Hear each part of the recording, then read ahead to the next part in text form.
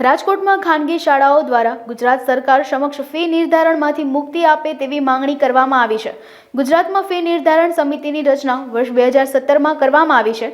આ સમિતિ રાજ્યમાં કુલ અમદાવાદ, વડોદરા, સુરત અને રાજકોટમાં કાર્યરત છે। સરકાર વિભાગની 2020-2023ની શાળાની ફી નિર્ધારિત કરી છે। એફઆરસીમાં ફી વધારાનો ચુકાદો સત્ર પૂર્ણ થાય ત્યારે કરવામાં આવે છે, જેથી વાલીઓ અને સંચાલકો વચ્ચે વારંવાર ઘર્ષણ જોવા મળે છે।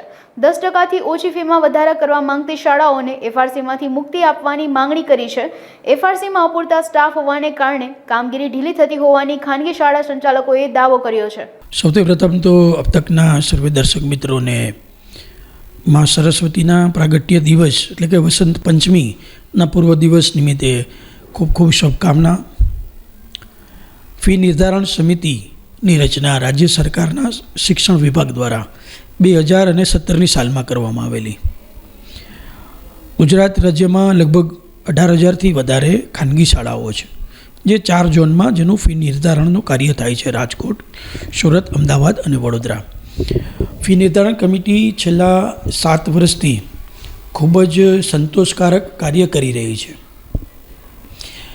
છેલ્લા 7 વર્ષમાં જે શાળાઓની ફી સરકારશ્રીના શિક્ષણ વિભાગની ખેપ કરતાં ઉપર હોય એમની 2017માં, 2020માં અને 2023માં એમ 3 વખત દર 3 વર્ષે ફીનું નિર્ધારણ થતું હોય એટલે એનું નિર્ધારણ થઈ ચૂકેલું છે। જે શાળાઓની ફી સરકારશ્રીની કેપ કરતાં નીચી હોય, જે લગભગ 85%થી વધારે શાળાઓ છે, એવી શાળાઓનું દર વર્ષે ફી નિર્ધારણ કમિટી કરતી હોય છે। આમ રાજ્યની તમામ ખાનગી શાળાઓનું ફીનું બંધારણ એ લગભગ નક્કી થઈ ચૂક્યું છે, જેને ધ્યાનમાં લઈ અને અમારી રાજ્ય સરકારને શિક્ષણ વિભાગને નમ્ર અપીલ છે કે જો રાજ્ય સરકાર તમામ ખાનગી શાળાઓની ફી એની ટકાવારી જો નક્કી કરી લે કે જે ફુગાવાને આધારિત હોય। આપણે જાણીએ છીએ કે ભારત દેશમાં વર્ષોથી 5થી 10% વચ્ચેનો ફુગાવો હોય છે અને જે કોઈ પણ વિકાસશીલ રાષ્ટ્ર માટે ખૂબ જ જરૂરી છે।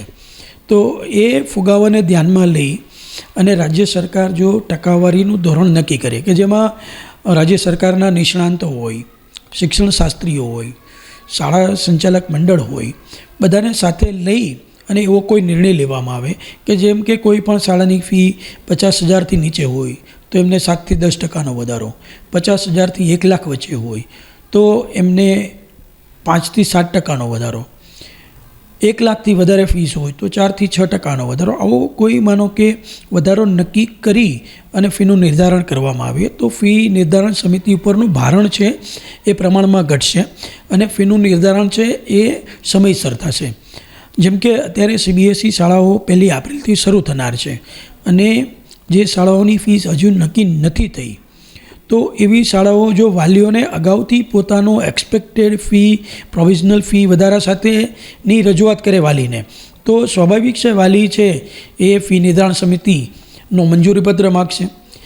હવે જો શાળા જે છે વર્ષના અંતે ફીનો વધારો માગે તો ત્યારે પણ વાલીને પ્રશ્ન થાય કે તમે અમને અગાઉથી જાણ નથી કરી। તો આવું શાળાઓ અને વાલીઓ વચ્ચેનું ઘર્ષણ ઓછું થાય, ફી નિર્ધારણ સમિતિ ઉપરનો બોજ છે એ ઓછો થાય। હા, કોઈ શાળા છે એને પોતાની ફીસ છે આ સરકારશ્રીએ નક્કી કરેલી ટકાવારીથી વધારે ફીસ લેવી હોય તો એ ફી નિર્ધારણ સમિતિમાં જઈ શકે છે।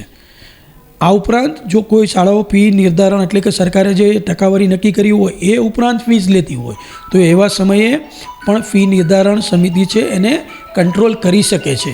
તો આ હકીકતને ધ્યાનમાં રાખી અને અમારી રાજ્ય સરકારશ્રીને રજૂઆત છે કે દેશના અન્ય ઘણા રાજ્યોમાં આ પ્રકારની વ્યવસ્થા છે કે જ્યાં ફીનું નિર્ધારણ ટકાવારી પ્રમાણે ફિક્સ થતું હોય છે। તો આવી એક ટકાવારી ફિક્સ થઈ જાય તો શિક્ષણ ક્ષેત્ર, સંચાલકો, વાલીઓ વચ્ચેની જે વિસંવાદિતા, ફી નિર્ધારણ સમિતિ ઉપરનું ભારણ ઓછું થાય। અને હા, કોઈ શાળાને પોતાની ફીસ છે એ સરકારશ્રીના શિક્ષણ વિભાગ દ્વારા જે ટકાવારી નક્કી કરવી હોય એનાથી વધારે જો લેવી હોય તો પણ એ ફી નિર્ધારણ સમિતિમાં જઈ શકે છે। આ ઉપરાંત કોઈ શાળાઓ સરકારશ્રીની ટકાવારી કરતાં વધારે ફીસ લેતી હોય તો એવી શાળાઓને પણ ફી નિર્ધારણ સમિતિ છે એ કંટ્રોલ કરી શકે છે. એટલે આમ ફી નિર્ધારણ સમિતિ હોવી જોઈએ, પણ એનું ભારણ ઓછું થાય, સમયસર ફીનું નિર્ધારણ થાય, જેથી કરી અને સંચાલકો, વાલીઓ, વિદ્યાર્થી સંગઠનો અને સરકારશ્રીના શિક્ષણ વિભાગ વચ્ચે સંવાદિતા જળવાય અને આ સંવાદિતાપૂર્વક કામ થાય અને આપણે શિક્ષણ કાર્યો પર વધારે સારી રીતે આપણે ફોકસ કરી શકીએ. આ ઉદ્દેશ્યથી રાજ્ય સરકારને એક નમ્ર રજૂઆત કરવામાં આવેલી છે કે જેમ અન્ય રાજ્યોમાં ફીના જે ટકાવારી છે એ ભારત દેશમાં ઘણા રાજ્યોમાં એવું છે કે જ્યાંની રાજ્ય સરકારોએ ફીની ટકાવારી નક્કી કરેલી છે. તો આ પ્રકારે જો શાળાઓની ફીની ટકાવારી વધારાની નક્કી થાય તો સમય પણ બચી શકે અને વધારે સારી રીતે શિક્ષણ કાર્ય પર આપણે ફોકસ કરી શકીએ.